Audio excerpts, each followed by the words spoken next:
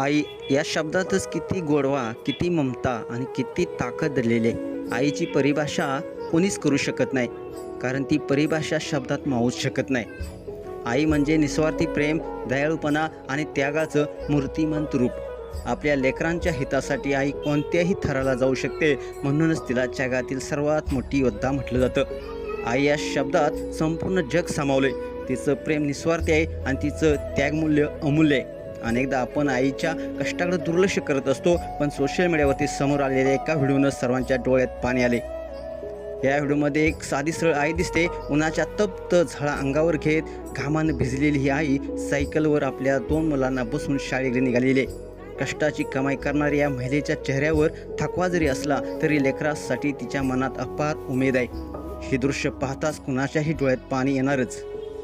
तुम्ही ह्या व्हिडिओमध्ये पाहू शकताय, ती आई मोठ्या संघर्षानं पेंडल मारताना दिसते. सायकल पुढे नेण्यासाठी तिला किती मेहनत करावी लागत असेल हे पाहून मन द्रवून जाते. पण त्या आईच्या डोळ्यात एक स्वप्न आहे. तिची मुलं शिकली पाहिजेत, वाचली पाहिजेत, उभी राहिली पाहिजेत. आपण बघतो ते तसं फक्त एक व्हिडिओ आहे, पण त्या दृश्यातील आईमधील किती कष्ट, किती त्याग आणि किती जीवापाड माया दडलेली आहे याची जाणीव झाल्यावर मात्र अंगावर काटा आल्याशिवाय राहत नाही. या व्हिडिओच्या कमेंट्स बॉक्समध्ये लोकांच्या भावना देखील शब्दातून ओसंडून होताना पाहायला मिळते. एक जण कमेंट्स करताना म्हणतोय, आईचं उत्तर नाही, तिच्या प्रेमाला तोड नाही. तर दुसरा म्हणतो, आई म्हणजे खरी योद्धा, तिच्याशिवाय आयुष्याची कल्पना देखील अशक्य आहे. तर एका युजर्सनं म्हटलंय, मांजर असो वा माणूस, आईची माया सगळ्यात ही श्रेष्ठ असते.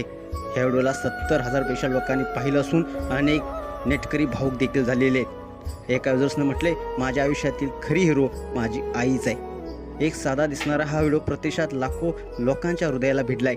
कारण जगात कितीही बदल झाले तरी एक गोष्ट कधीच बदलत नाही, आणि ती म्हणजे आईचं निस्वार्थी प्रेम. म्हणूनच म्हणतात, आईसारखी योद्धा या पृथ्वी तलावर कोणीच नाही. तुम्हाला हा व्हिडिओ कसा वाटला? तुमच्या प्रतिक्रिया अवश्य लिहा आणि आपल्या SS स्पोर्ट्स या चॅनेलला सबस्क्राईब करायला नक्की विसरू नका. धन्यवाद.